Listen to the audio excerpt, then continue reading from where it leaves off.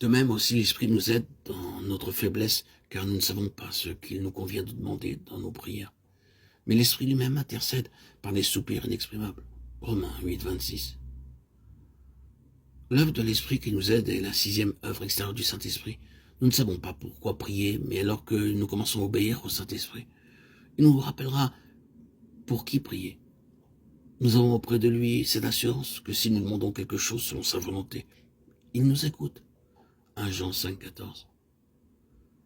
Le Saint-Esprit vous rappellera tous les jours pour qui vous devez prier. Il m'a aidé à me souvenir de bien des personnes qu'elles puissent être et quels que puissent être leurs besoins. La 7e œuvre est celle de l'Esprit qui intercède, et celui qui sonde les cœurs connaît quelle est la pensée de l'Esprit, parce que c'est selon Dieu qu'il intercède en faveur des saints.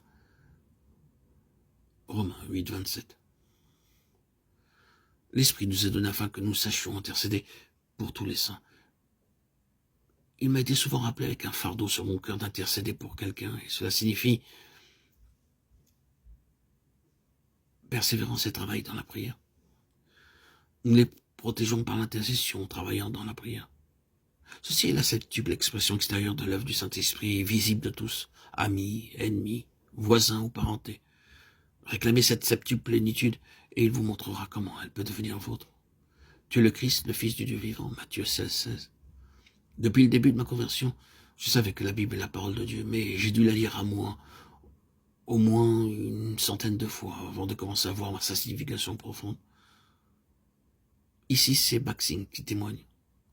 Et il nous partage ce que Dieu lui a montré. Nous lisons dans Luc 1, 34 à 35, Marie dit à l'ange, « Comment cela se fera-t-il puisque je ne connais point d'homme ?» L'ange lui répondit, « Le Saint-Esprit viendra sur toi et la puissance du Très-Haut te couvrira de son ombre. C'est pourquoi le Saint-Enfant qui naîtra de toi sera appelé Fils de Dieu. » Ici, Baxing nous dit que c'est la première grande œuvre du Seigneur Jésus-Christ. Il fut conçu par le Saint-Esprit et non pas par l'activité humaine. De même, nous aussi, nous sommes nés de nouveau par le Saint-Esprit et non par la sagesse ou l'intelligence humaine.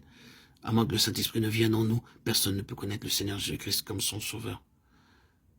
La véritable œuvre de Dieu est accomplie uniquement par le Saint-Esprit. Nous ne pouvons pas nous en dispenser aussi intelligents que nous soyons. Le Seigneur Jésus naquit du Saint-Esprit. Nos yeux ne peuvent s'ouvrir que par le Saint-Esprit. 1 Corinthiens 12, 3 nous dit, « C'est pourquoi je vous déclare que nul, s'il parle par l'Esprit de Dieu, ne dit « Jésus est anathème » et que nul ne peut dire « Jésus est le Seigneur » si ce n'est par le Saint-Esprit. Ceci est une vérité très importante du salut. Je partage ici avec vous ce que Dieu m'a montré.